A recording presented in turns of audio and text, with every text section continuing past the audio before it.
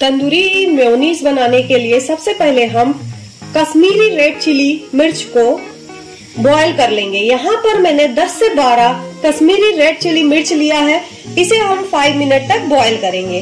Kashmiri red chilli 5 minutes boil हो गई है।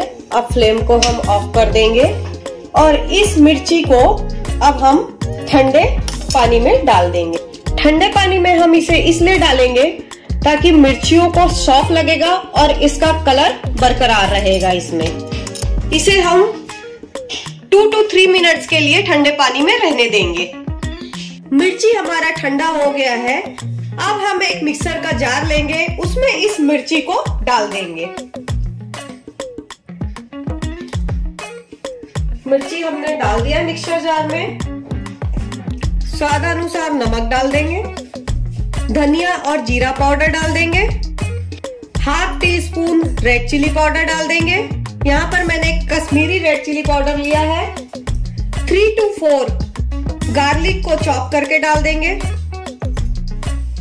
½ नींबू का रस डाल देंगे। 1 कप मेयोनीज डाल देंगे।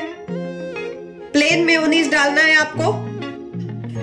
1 टेबलस्पून पानी डाल देंगे और इसे ग्राइंड कर लेंगे। ये हमारा तंदूरी मेयोनीज बनके रेडी है। इसे हम एक बाउल में ट्रांसफर कर लेंगे। तो तंदूरी मेयोनीज बनके रेडी है।